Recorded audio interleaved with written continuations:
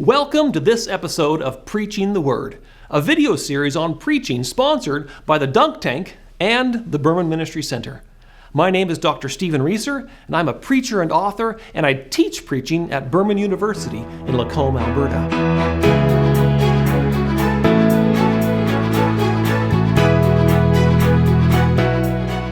In this episode, we look at the first of three textual sermon structures, the text-to-application sermon form. This is a simple two-part sermon structure. Well, sort of.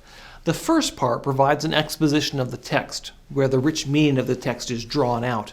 The second part is an application of the meaning to the lives of the hearers. As David Schmidt describes it, in the first section of the sermon, the preacher spends time with the text. As the preacher develops the text, he's careful to focus on those details that are important for later application of this text to the lives of his hearers. Often, the preacher will be identifying teachings of the faith within this exposition that will later be used in application to the lives of the hearers. In the second section of the sermon, the preacher examines God's present work in the lives of the contemporary hearers. In doing this, he could be working within the teaching of the text, or the function of the text, or the intention of the writer. Any of these approaches can yield fruitful results in terms of how this text functions among the hearers today. The downside of this structure is that if the sermon only makes two moves, each move will be quite lengthy. Smith suggests that preachers may find it helpful to move sequentially through 4 different moves as they go from text to application.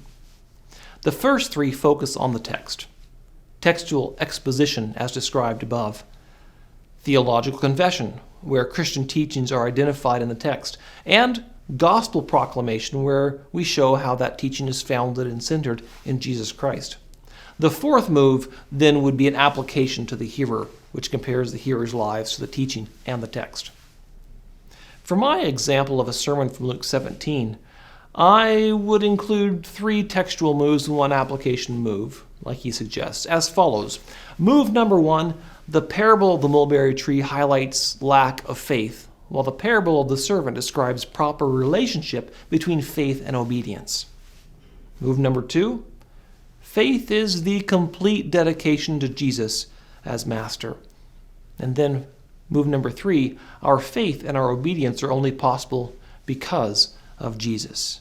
So you see, we went from the text to the theological implications and then focused in on what Jesus means to our understanding of it. And then move number 4, you can live out obedience, not to become a servant or earn salvation, but because that is the appropriate role of servanthood. As can be seen by Schmidt's description and by my example, the 2 sections often require multiple subsections or moves in order for the sermon to function properly. This means that this is not actually a 2-move structure, but that 2 themes control the various homiletical moves. Your assignment for this sermon form is to consider how you might shape a sermon you're working on to fit this text-to-application form. Outline the moves of the sermon in the same way that I have done. And when you've finished your assignment, join me for the next episode of Preaching the Word, where we'll move to the next textual structure, the verse-by-verse form.